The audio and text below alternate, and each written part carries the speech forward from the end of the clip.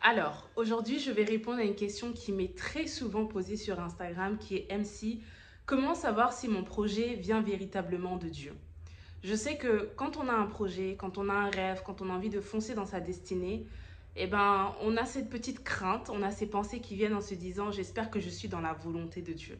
J'espère que ce que je fais va être agréable à Dieu, parce qu'on n'a pas envie de se tromper et surtout on n'a pas envie d'être là où Dieu ne nous appelle pas à être. Je me suis dit qu'aujourd'hui j'allais te parler de ça en te partageant ma propre expérience. Comme tu le sais, je me suis lancée quand j'avais 19 ans, c'était en 2011, je me suis lancée en tant que photographe de mariage. Alors effectivement, moi mon histoire elle a commencé par pure passion. J'étais dans une église dans laquelle j'avais envie de servir, j'avais envie d'apporter ma contribution et de faire évoluer l'église. Et donc naturellement, je me suis dirigée vers le pôle des médias. Et j'ai commencé à faire de la photographie. Mais je me suis très vite rendu compte que j'adorais photographier les émotions.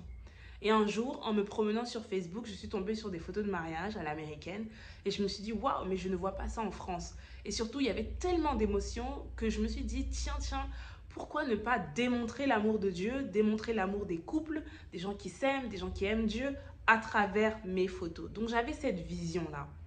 Est-ce que Dieu m'avait appelé à la photographie? Quand j'ai démarré, je ne le savais pas. Je ne savais pas si c'était la volonté de Dieu. Je ne savais pas si c'était sa destinée pour moi. Tout ce que je savais, c'est que j'étais passionnée. J'adorais, j'allais dire j'aimais, j'adorais faire des photos. D'accord? Donc tout commence en réalité par ta passion, par ce que tu aimes faire, par ce qui est à l'intérieur de toi. Et il y a souvent cette deuxième question qui vient qui est, mais MC, comment je peux reconnaître mon talent? Et effectivement, ce sont souvent les autres qui reconnaissent nos points forts. Parce que c'est très rare de voir quelqu'un se lever et puis dire, je suis talentueuse dans la coiffure, moi j'ai du talent dans le chant, j'ai du talent dans la danse. C'est rare.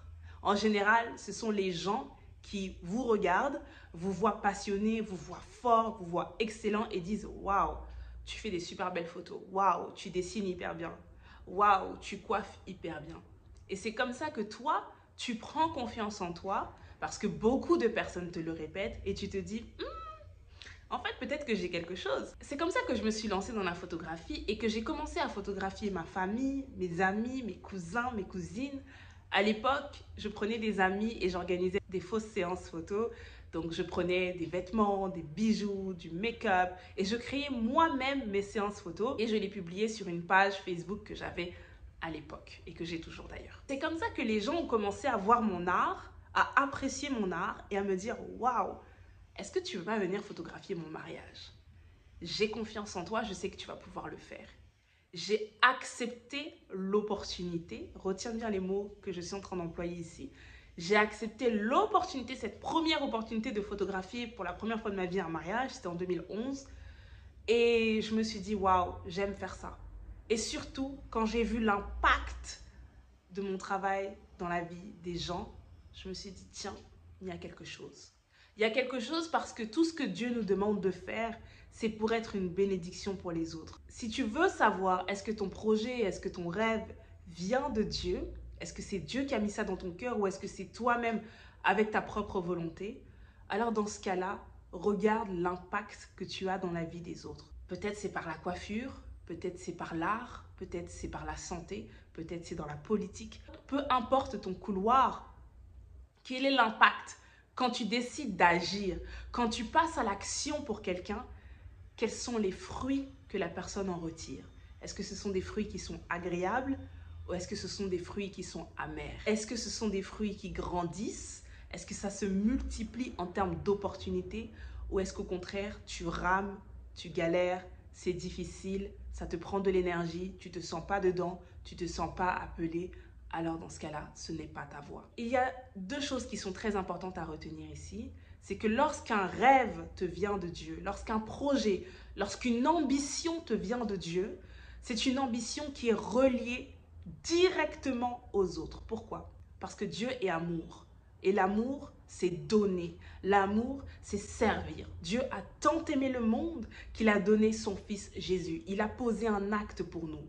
Donc quand on aime faire quelque chose, quand on a un rêve qui vient de Dieu, automatiquement, on sera dans le don, on sera dans le partage, sans même être payé.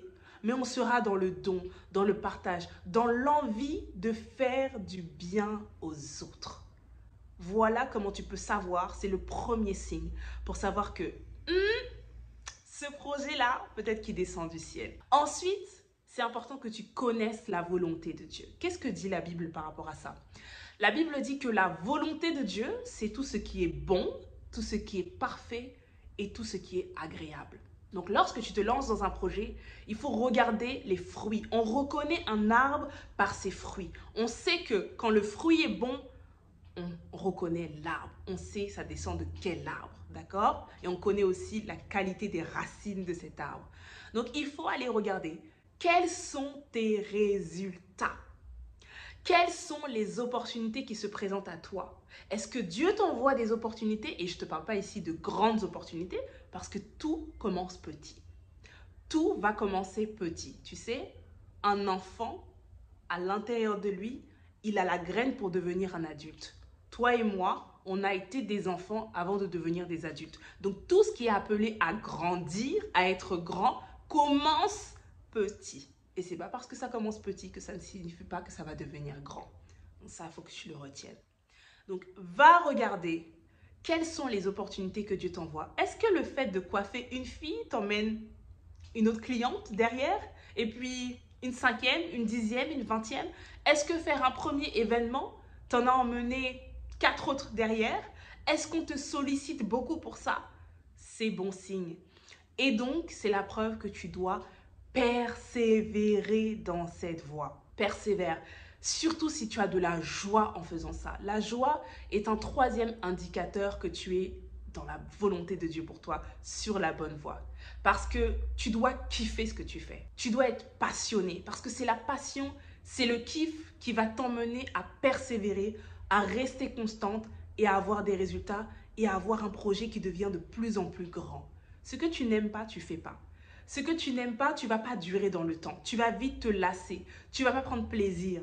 Et surtout, là où il n'y a pas d'amour pour les gens que tu sers, si les gens que tu sers te fatiguent, si ça t'épuise, si ça te blase, laisse tomber. Tout ça sont des indicateurs que ce n'est pas pour toi. Ce n'est pas là où Dieu t'envoie. Quand tu as envie de faire la volonté de Dieu, je t'assure qu'il y a une joie, il y a une hardiesse, il y a une assurance qui naît en toi et qui te donne en fait la motivation d'y aller dans ce projet. Et quand tu rentres dans ce projet, même si au début tu ne te sentais pas qualifié, tu te disais mais je n'ai pas les atouts, je n'ai pas les qualifications, etc. pour le faire, quand tu rentres dedans et que tu vois l'impact que tu as dans la vie des gens, quand tu vois que les gens sont bénis grâce à toi, que les gens changent de vie grâce à toi, que les gens gagnent en compétences grâce à toi, alors là, tout de suite, tu te dis, ok, je vais persévérer.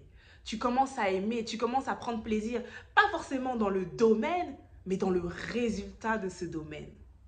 Est-ce que tu comprends? Est-ce que ça te parle?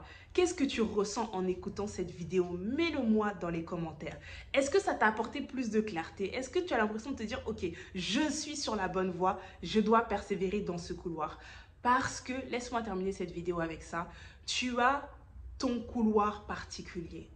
D'accord? Tu as ta ligne dans laquelle tu dois courir pour atteindre l'objectif. Tu es né pour un but. Quand tu étais dans le ventre de ta mère, Dieu te connaissait déjà et il t'avait déjà consacré. De la même manière que le soleil a un objectif, c'est de nous éclairer. La lune a un objectif, les fourchettes ont un objectif, une table a un objectif. Toi aussi, en tant que créature de Dieu, tu as ton rôle à jouer sur la terre. Toi aussi, tu as un objectif et il faut le trouver. Si tu as besoin de plus de clarté, regarde dans la barre de description. Je t'ai mis beaucoup de documents que tu peux télécharger qui vont t'aider dans ta vie de tous les jours. Mon objectif à travers cette chaîne YouTube, c'est vraiment de t'équiper avec les clés concrètes. Parce que je sais que souvent, quand on parle de Dieu, c'est très abstrait.